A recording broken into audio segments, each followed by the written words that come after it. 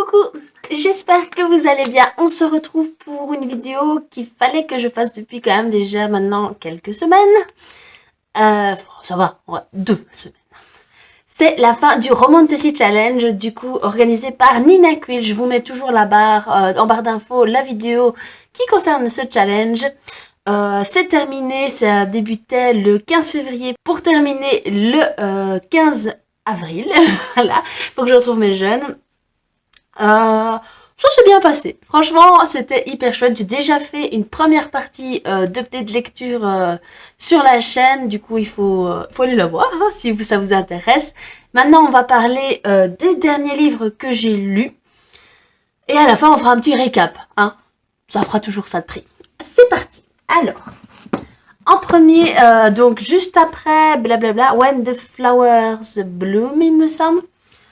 J'ai lu le tome 1 de La Roue du Temps, du coup L'œil du monde de Robert Jordan, avec cette belle bricasse, du coup aux éditions Brajlon. C'est parti pour le résumé.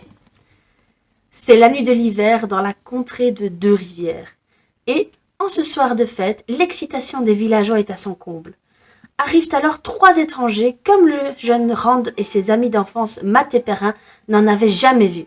Une dame noble et fascinante nommée Moiraine et son robuste compagnon, ainsi qu'un trouvère. De quoi leur faire oublier ce cavalier sombre et sinistre aperçu dans les bois, dont la cape ne bougeait même pas en plein vent.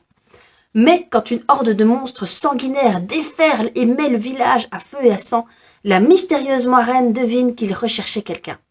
Pour les 3 amis, l'heure est venue de partir, car la roue du temps interdit aux jeunes gens de flâner trop longtemps sur les routes du destin. J'ai mis beaucoup de temps à le lire, enfin beaucoup. Pour moi, ça allait. J'ai lu ça pendant un mois, un petit peu moins peut-être. Donc ça a pris pas mal de temps dans mon challenge. En même temps, il fait genre 850, 860 pages, donc voilà. Pourquoi de la romantasy? Parce que c'est quand même de la fantasy assez brute, avec le style de destin tracé, etc. Parce qu'il y a quand même pas mal d'amour, même si c'est pas le sujet principal du roman. Je trouve que le personnage principal éprouve un amour qui n'est pas interdit, mais qui lui est quasiment impossible. Et il y a de l'amour qui se développe avec d'autres personnages, et ça, j'ai kiffé. J'avais déjà lu ce tome-là, mais qu'est-ce que ça a fait du bien d'y retourner dedans. J'adore Rand. Rand est quelqu'un de... on sent jeune et passionné dans toutes ses décisions, mais également d'un autre versant plus réfléchi, plus observateur et moins partial que ce qu'on pourrait le penser.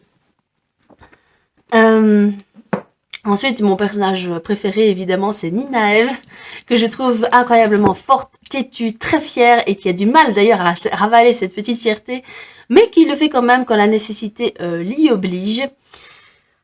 Que dire d'autre? Beaucoup d'actions, beaucoup de personnages qui viennent entremêler leur existence à Rand et ses amis. Et j'ai trouvé ça hyper chouette. J'ai trop hâte. J'ai lu que les 2 premiers tomes en tout. Et d'ailleurs, il faut que je relise le tome 2 dans pas longtemps. Mais ça promet tellement de choses, tellement de péripéties, tellement de voyages. Ah. Les mots me manquent parce que j'ai vraiment adoré cette lecture. C'est pas un coup de cœur parce que voilà, je trouve que c'est très long et comme vous le savez, si vous me connaissez, il me faut encore plus de romance pour que le coup de cœur arrive. Mais j'y crois. Je crois à avoir un tout petit peu de romance encore, un tout petit peu plus, s'il vous plaît.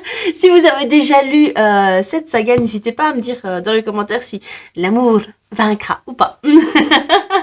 Allez, on passe à la suite parce que voilà, c'est pas le seul livre que j'ai lu, mine de rien. Après, j'ai quand même pas mal tracé. C'est parti. J'ai lu ensuite des graphiques. Donc oui, ça faisait partie d'une catégorie du Romantasy Challenge. Donc, je me suis fait le tome 1 de Tales of Wedding Rings de Maybe, aux éditions Kana, dans leur collection d'Arcana. C'est parti pour le résumé. Hime est venu faire ses adieux à son ami d'enfance, Sato. Celui-ci décide de la poursuivre et se retrouve plongé dans un univers fantastique. Là, il épouse Hime et devient ainsi le roi des anneaux, célébré par la légende. Sato vient d'endosser un lourd destin, vaincre le roi des abysses pour sauver le monde où est né Hime. Je trouve son dessin en même temps dur dans les scènes où il faut et très doux quand il s'agit des scènes plus intimes, on va dire. et j'aime beaucoup ce dessin assez particulier qu'a Maybe. Ensuite, pour l'histoire, ben, j'ai pas trop... Enfin, si, j'aime bien parce que j'ai été agréablement surprise. Je pensais que ça allait être du ecchi pur, mais non, ça va. Maintenant, j'ai pas trouvé qu'on allait très très en profondeur. Maintenant, vous allez me dire, évidemment, c'est un tome 1. On est dans un manga, c'est pas non plus...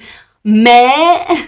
On aurait pu quand même penser que Sato allait développer quand même des sentiments un peu angoissants. Après tout, il a quand même quitté son monde pour rejoindre, certes, quelqu'un qu'il aime, mais ça reste quand même tout un monde qu'on quitte, des amis, des parents, des... tout ça. Et lui, il part et jamais, dans ce tome-ci, il n'éprouve une quelconque tristesse, une quelconque angoisse à l'idée de ne jamais retrouver sa famille. Alors oui, je ne dis pas qu'on peut être tout excité par l'action, etc. Et le fait que finalement on épouse quand même la personne qu'on aime. Mais voilà, il m'a manqué quand même ce côté de sentiment profond. Et d'autant plus que, bon voilà, on va partir sur du bon harem, hein. Vu que je ne vais pas vous spoiler évidemment, mais d'autres filles vont rentrer dans la danse, évidemment. Donc voilà, à voir. J'ai envie quand même de continuer parce qu'au final, ça reste quand même distrayant.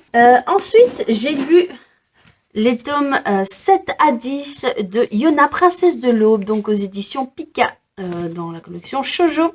Donc c'est de Mizuo Kusanagi. Et ça, Yona, animé chouchou. Manga chouchou d'ailleurs. Je vais pas vous faire un résumé vu que c'est quand même le tome 7. Je ne pense pas que... Non. Je peux faire peut-être un bébé résumé. Donc nous suivons Yona qui est la princesse du royaume de Koka. Et elle est pourri gâtée donc par son papa, le roi Il. Elle ne connaît rien du monde extérieur, mais pourtant va devoir s'y confronter car son père, le roi, va être assassiné par nul autre que son cousin, Suwon, cousin dont elle était éperdument amoureuse, et va s'enfuir du coup avec son garde du corps qui se nomme Hak, et tous deux vont essayer de survivre. Voilà pour le mini résumé. J'espère que vous comprenez. Du coup, c'est de la fantasy pure parce que voilà, Hak n'est pas insensible évidemment à Yona. Du côté de Yona, on ne sait pas trop. Je trouve que c'est un peu du flou total de ce côté-là. Enfin, elle est très naïve. Donc, voilà. Maintenant, je trouve que ça super dans cette série, c'est qu'on suit vraiment Yona dans toute son évolution, dans tous ses questionnements, sa remise en question par rapport à son éducation de fille gâtée. Et tous ses amis vont commencer à apparaître un par un. Et ici d'ailleurs, ça y est, tous les amis sont apparus. En tout cas, tous ceux qui étaient dans l'animé.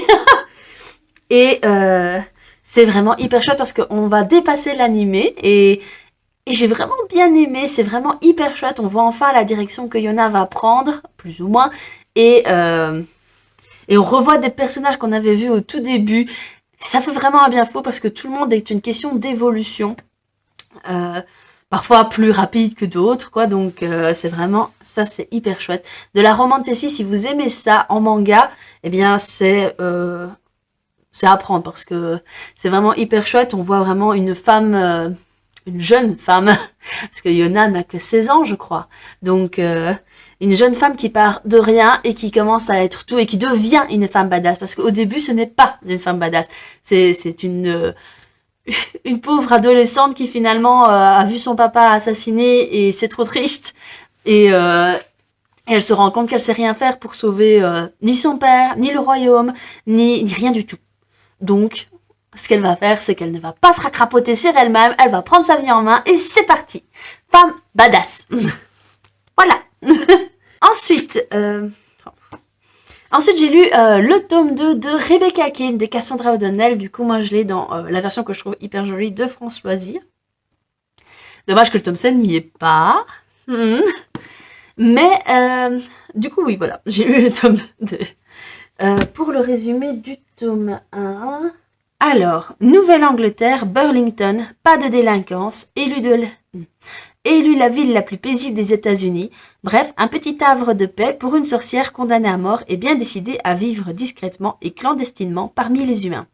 Malheureusement, en arrivant ici, je me suis vite aperçu que la réalité était tout autre et qu'il y avait plus de démons, de vampires, de loups-garous et autres prédateurs que nulle part ailleurs dans ce foutu pays. Mais ça, évidemment, ce n'est pas le genre de renseignements fournis par l'Office du tourisme. Maudit soit-il.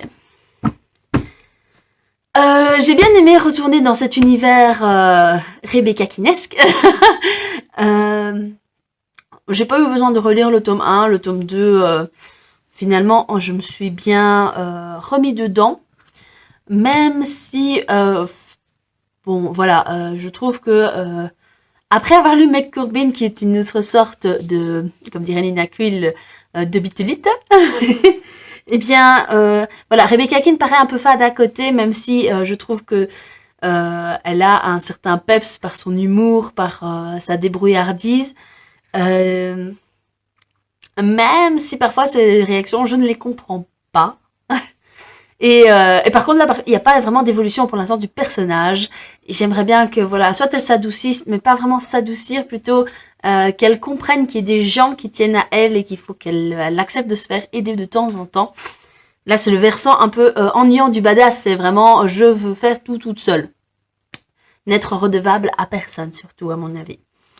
Donc voilà, c'est vraiment pas mal. Et ceci, on rentre plus dans une sorte de harem où tout le monde tombe amoureux finalement de Rebecca Keane. Moi, je dis ça, je dis rien. Mais c'était un agréable moment et je lirai avec plaisir le tome 3 que j'ai déjà d'ailleurs. Donc voilà. Ça, c'est déjà ça.